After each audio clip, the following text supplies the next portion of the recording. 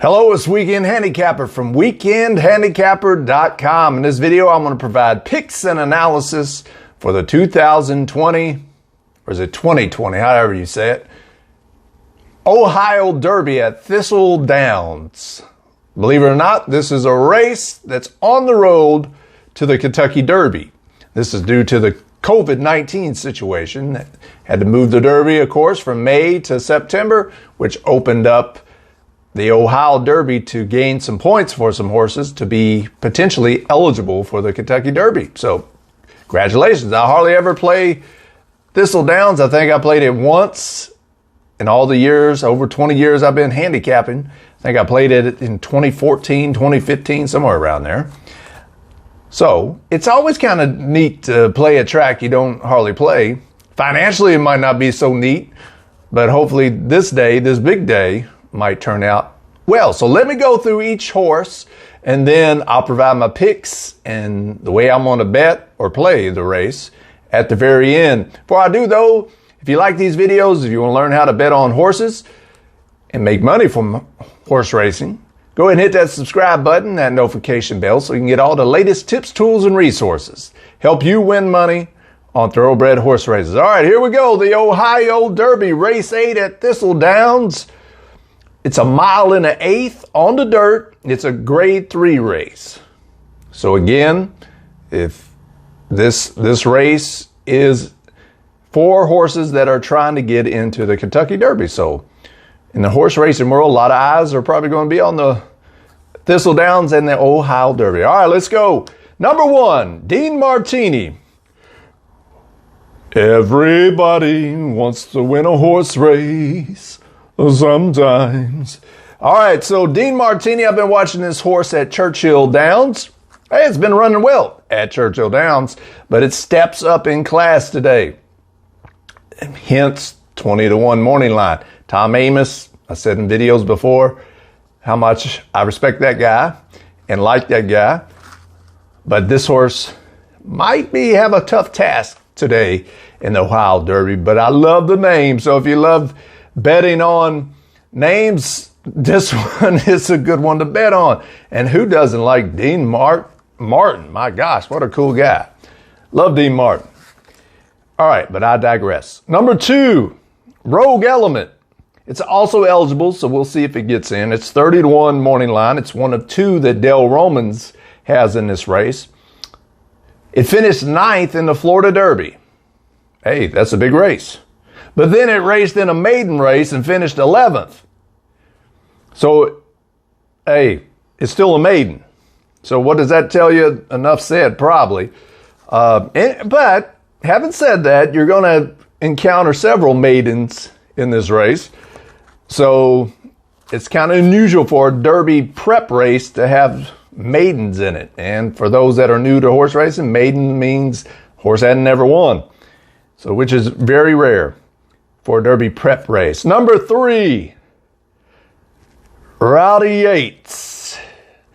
I know my father would bet on Rowdy Yates because he loves Clint Eastwood, and this was Clint Eastwood's character in the television show Rawhide a long time ago during the 1950s. It's trained by Steve Asmussen. I like the early speed of this horse.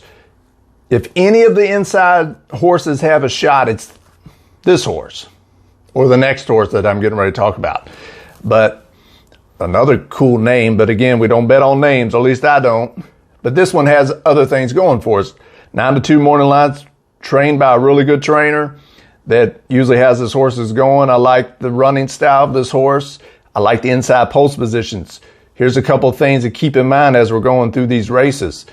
It seems here lately, as far as I can tell, of course, I don't watch Thistledown, don't keep up with it too much, but from the data I've seen, looks like inside might be where you want to be, especially in a horse or a field of 15 horses, a race with 15 horses in it. So the outside post might be a detriment, but we'll talk about that a little bit later. But just keep in mind here, lately it seems like inside is where you want to be in these types of races at Thistledowns. All right, number 4, Lebda. Lebda It's 7-2 morning line. It's been working out really well. It's coming off a layoff though. It's got some class, so it should fit well against this field. So definitely Lebda is a contender. So far I think number 3 is a contender, 4 is a contender. Number 5, Dak Daniels, if you please. So I love this clever name.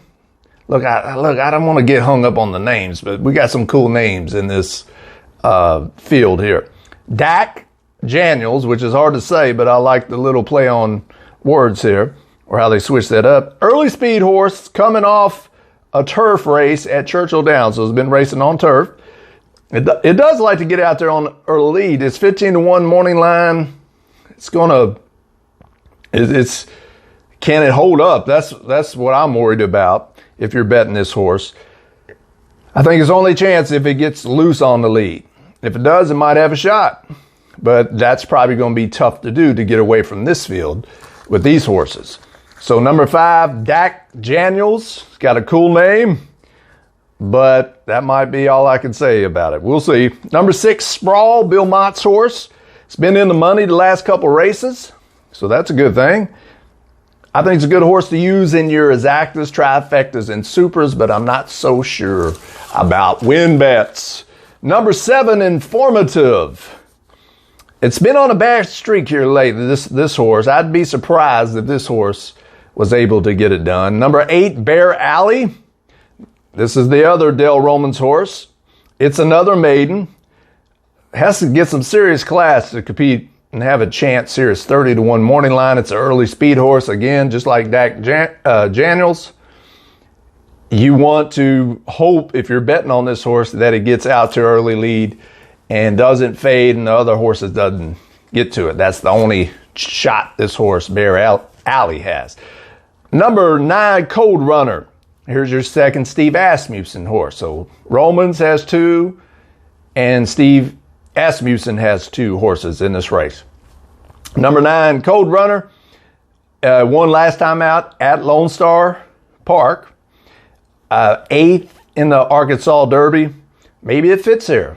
I'm not sure. If you see these big marquee races like the Arkansas Derby, Florida Derby, things like that, it might entice you to bet it. But it might entice other people to overbet it. So that's something to think about.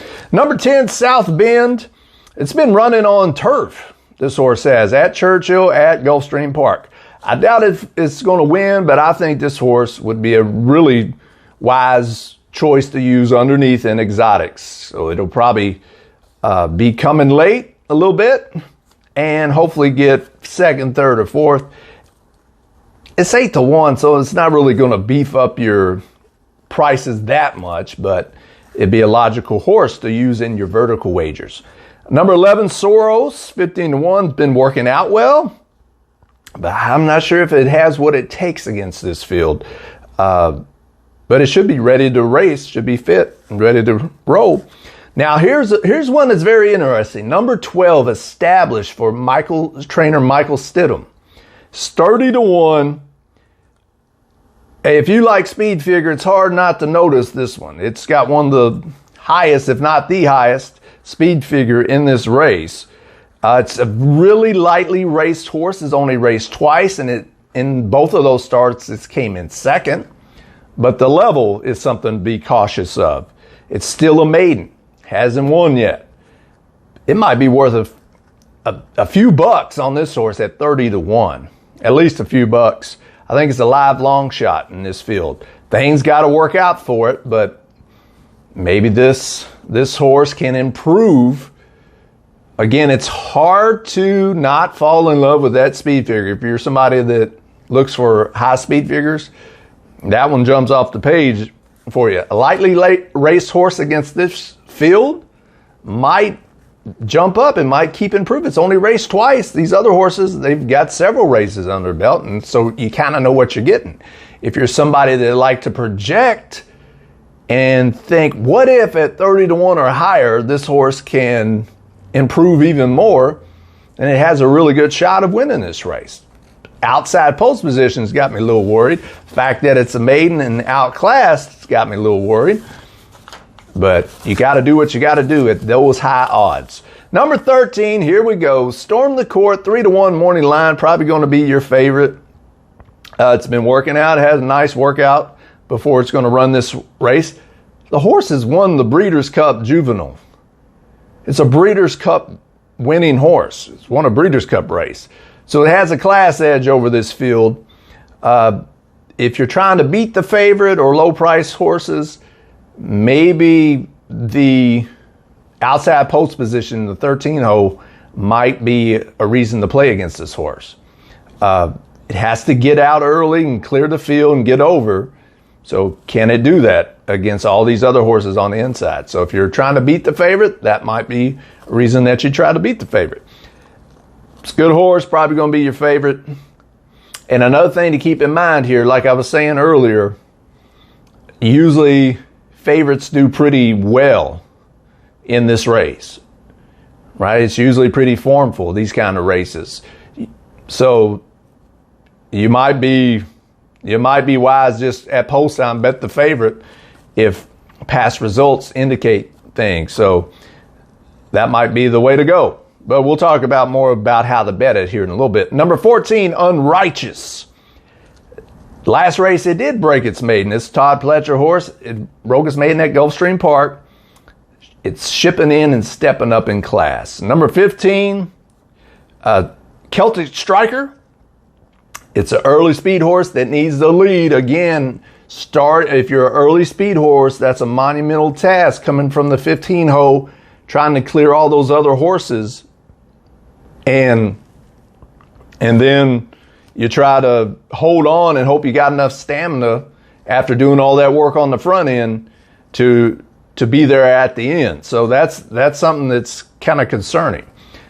So that's a lot of horses for these outside horses if they need the lead to overcome. So that's a way to try to beat them. All right, so how am I going to bet this year's Ohio Derby? Inside horses, inside post positions seem to have an advantage. But in these types of races, usually class prevails. So the horses that have been racing against, better company and in more higher level races. Like I said, we have a lot of maidens in this race. So it's very rare for a horse to go from maiden to a grade 3 and win.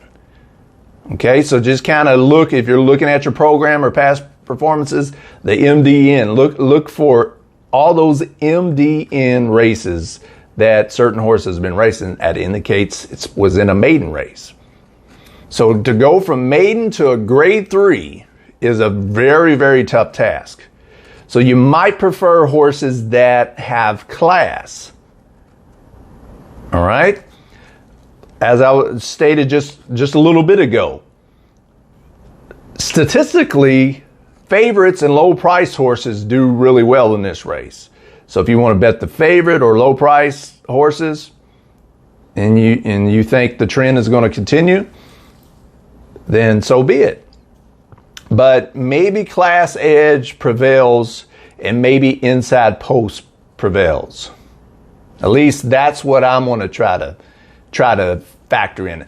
Of course, number 13, Storm the Court, is going to be tough to beat. But I think these outside post positions might have a difficult time. So how am I going to bet this year's Ohio Derby? So provided or given that analysis, my top pick is number 4, Lebada. Or Lebda, excuse me. Have Lebada on my mind. I think it's got class. I like the post position. And it's been working out really well. That should be ready to fire off this. 7-2 morning line. So we'll see you at post time. I like number 3, Rowdy Yates. Rowdy Yates, inside post position. Early speed kind of, or near the front. I think that's an advantage against this field. So I like number 3, Rowdy. And number 12, Established, I think is a long long shot. So it's going to be interesting how that horse does, but it's definitely outclassed. It's going to have to step up, be projected to do keep improving to compete with this. So look for class. If you're a big post position or track bias player, then consider whether or not you're going to play inside horses or those realistic contenders like the 13, the 14 on the outside. So think about that and be thinking about whether or not, if you're going to stay to the trend of low-priced horses that typically win this race. I wouldn't bet too much on this race because I don't follow Thistledowns too much. There's a lot of unknowns. There's a lot of horses in here. So I'm not going to, throw down too hard in this race. But I will tell you this. If you have some opinions and if you can kind of put the pieces together in terms of pace, I think this race, the Ohio Derby, if all 13 or 15, or even if you have 13, 14 horses in this, man, underneath like exactas, trifectas, superfectas, I think you're going to get paid. It's going to have some good payouts, even with the favorite on top. So do not be afraid to play those vertical wagers in this Ohio Derby because you can make out pretty good. I'll probably put some superfectas together. I'll have to see the odds and the different combinations around post time. But I think this race would be wonderful to have some opinions about and try to capitalize them in the vertical pool. So say, for instance, if there really was the inside horses had an advantage. My gosh, the first two, Dean Martini, and what was that other one? The something, let me see, Rogue Element. Those are big long shots, So if the horses I like, 3 and 4, come in, win, and you had those other big prices underneath, then you would get paid. So what I'm saying is do not be afraid to put together some exotic tickets in the vertical wagers because you'll probably get paid pretty good. And it can make your whole month, several months, and who knows, your whole year. We'll see. I can't believe I made a 17-minute video about the Ohio Derby. So it's time for me to get off here. Hopefully, whoever you bet, hopefully you bet it with confidence, you have some strong opinions about it, and you back those opinions. And best of luck to you all. I would love to hear who you like in the Ohio Derby if you're going to bet the Ohio Derby at Thistledowns. And until next time, leave the comments in below who you like. Until next time, happy handicapping and smart wagering.